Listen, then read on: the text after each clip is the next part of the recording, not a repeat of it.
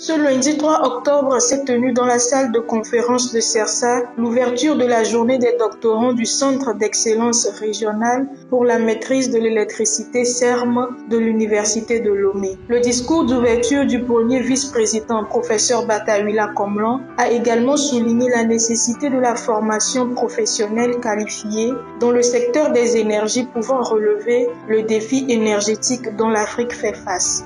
L'Université de Lomé salue donc cette initiative qui la replace dans son rôle de formateur et d'innovateur. Il n'est plus à démontrer de nos jours que rien ne peut se faire sans l'énergie. Et parmi ces énergies, nous avons l'énergie électrique. Mesdames et messieurs, notre pays, dans son plan stratégique présenté en mai 2018, vise l'accès universel à l'électricité d'ici 2030. À cet effet, beaucoup de défis sont à relever, comme la formation d'un personnel technique en quantité et en qualité, sans oublier la recherche conduisant à l'innovation et à l'impact sur le développement social. Ainsi donc, le CERM de l'Université de Lomé s'inscrit dans cette dynamique pour l'atteinte de cet objectif que je qualifierais donc de noble. Organisé sous le thème Sciences, ingénierie, innovation et entrepreneuriat pour la maîtrise de l'électricité, CREFER, membre du comité consultatif sectoriel du CERM, a pris part où le directeur général Komlan Aouté a entretenu les étudiants autour du thème l'entrepreneuriat ou la promotion de l'auto-emploi dans le secteur énergétique. Alors, je suis également directeur de CREFER, défini comme Centre régional d'études et de formation en énergie renouvelable, qui est un centre qui forme des techniciens au métier d'énergie avec accès principal l'énergie solaire photovoltaïque.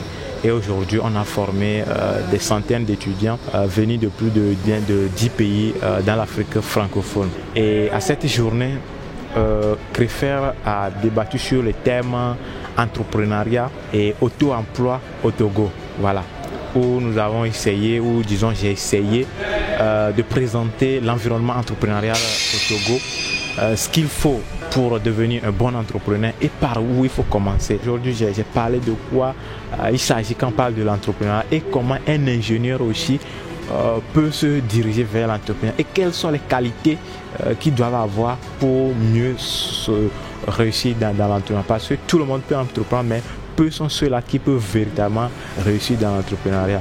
Et lorsque vous êtes outillé de ces qualités-là, c'est aisé, on arrive à s'en sortir facilement. Je dirais que la présentation sur l'entrepreneuriat, personnellement, vient nous éclairer sur comment on peut allier les innovations que nous produisons dans nos recherches, les trouvailles que nous avons, comment on peut les mettre en pratique et pouvoir les transformer en entreprise pour pouvoir sortir une valeur ajoutée qu'on peut vendre, qu'on peut mettre sur le marché pour le bien-être de nos populations. Précédé par les enjeux des énergies renouvelables et les opportunités entrepreneuriales développées par le professeur Azuma K. Yao, le directeur général de Kia Energy Group. Rien ne peut se faire sans l'énergie. Les doctorants sont alors outillés à se positionner par des solutions d'innovation et de l'entrepreneuriat au-delà de leur étude d'ingénierie.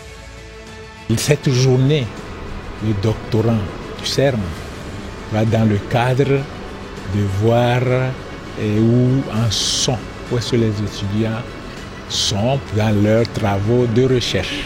Donc, ils auront à présenter les résultats qu'ils ont eus jusqu'à présent, depuis le début jusqu'à là où ils sont.